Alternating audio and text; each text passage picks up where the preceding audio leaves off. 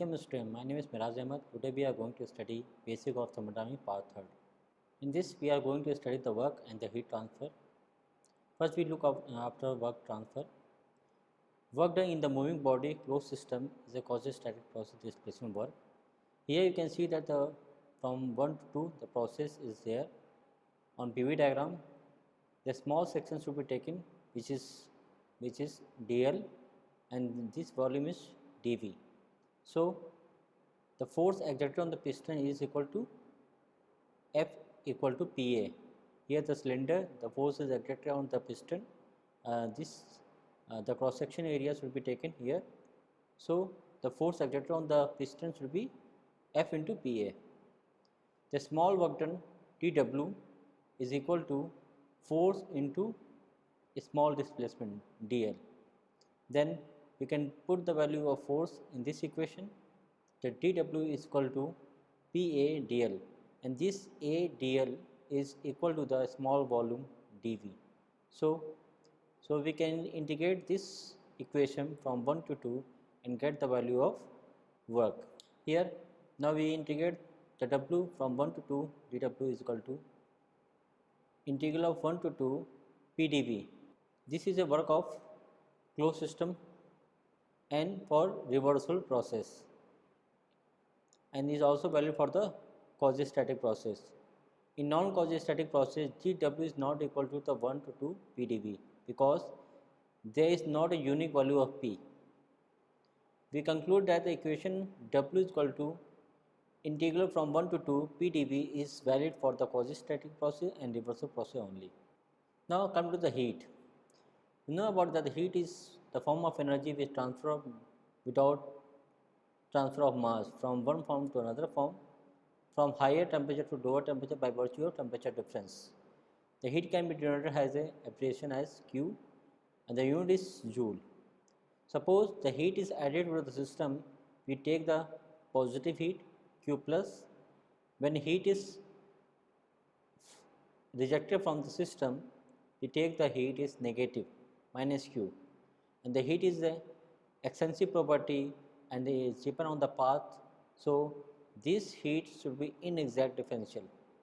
The analogy to the heat, the work is also transient form of energy which is observed when it crosses the boundary of the system without transfer of mass. Work is also the path function, and the small work done is dW is equal to Fds, and the total work done is equal to W is equal to 1 integral of from 1 to 2 F into ds, which already discussed in previous slide. Then look after some difference between the heat and work transfer. We also know that the heat transfer can be transferred when there is a temperature difference between system and surrounding, while the work transfer take place without any change in temperature. So heat transfer required the temperature difference, but work transfer didn't require any temperature difference. The second one is constant volume process. In constant volume process, work of flow system should be 0, not take place. However, heat transfer should be transfer. So for the constant volume, the work is 0, but in heat transfer should be there. The third one is in case of work transfer, the sole effect should be raising or lowering the weight in the surrounding, but in case of heat transfer, other effects are also observed. Similarity between the heat and work transfer. Both heat are the transient form, and these are never processed or contained in a system. Both heat and work transfer are the boundary phenomena. Third one is both heat and work transfer are path function and do not represent as the property of the system, which is extensive property and is inexact differential equation. Enthalpy. Enthalpy is total energy of the system, total content of energy of the system, and the specific energy is written as a per unit mass. So U, P, V are the point functions, so the enthalpy are also the point function, and the property of the system. So the capital H should be in kilojoule, but small h we can write the per unit mass. So we can use enthalpy is equal to U plus PV. U is the internal energy and P is the pressure and V is the volume. So this is total enthalpy. When we write the enthalpy in per unit kg, so small h is equal to U plus PV.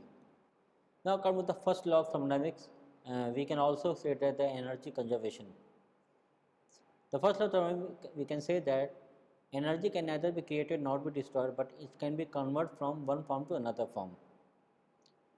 But in the thermodynamics, for the closed system in cycle process, if a closed system goes through the cycle, the algebraic sum of the total energy transfer is equal to the total work transfer.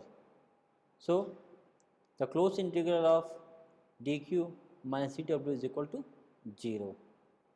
There is some limitation of first law of thermodynamics.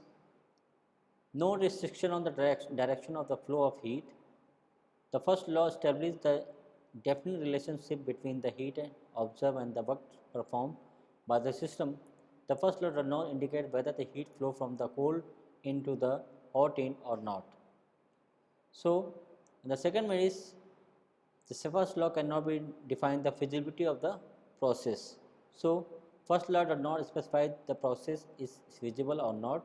For example, when the rod is heated from the one end, then the equilibrium has to be obtained, which is possible only by the some expenditure of the energy. So the first law cannot be give the feasibility of the process, and the when you cannot tell about the which times this rod should be get the equilibrium state. And third one is practically it is not possible to convert the heat energy into equivalent form of energy. So you can also say about that the heat engine should be have a higher 100% efficiency. So total heat energy should not be converted into the work.